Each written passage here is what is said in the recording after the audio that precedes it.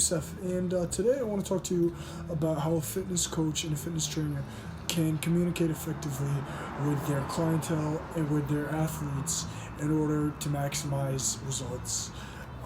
So, my main objective of my speech is to inform you, my audience, of effective speaking situations. And, like I said, how a fitness coach can use his voice and effectively communicate to maximize satisfaction. And my secondary objective is also, after listening to my speech, hopefully my audience will know how, maybe just get an idea of how good physical condition is pretty important to a good lifestyle. And how one may want to change their daily activities, but that's really just a personal thing, and that's not my main objective.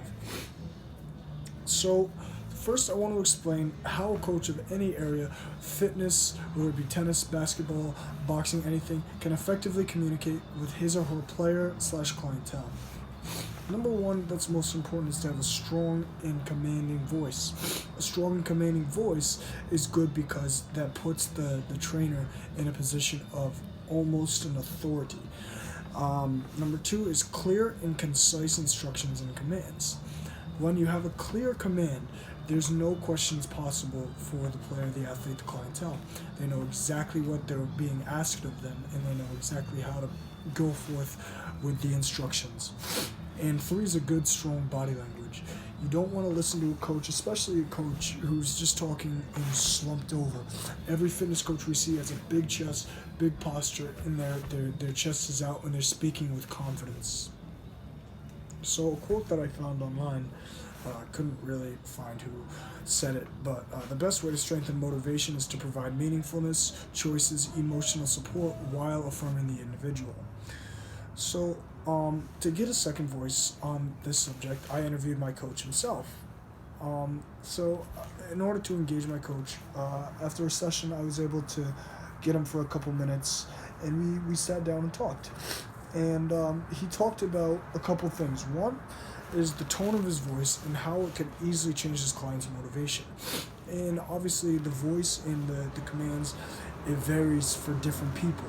Some people work better with a strong, billowing voice. Some people work better with a soft, comforting voice. It's all personal. Also, it's important to be emotionally invested in as many people as possible to either change lifestyles or to elevate athletic abilities. And you can do this, like I said, through positive body language and possible auditory language. It is of utmost importance to mentally stay positive and try your hardest to lead a healthy lifestyle. My coach said he does this by studying each person individually and coming up with a plan for each person. So the way he studies that is there's a preliminary session, and in that preliminary session there's notes that are taken, and he will give a portfolio, start each person with a portfolio, and effectively hope to raise them within a year to year, is to raise the level of life, really. And we also know that it's important, it's the basic human life experience for humans to build on one another. This is what I want to conclude with.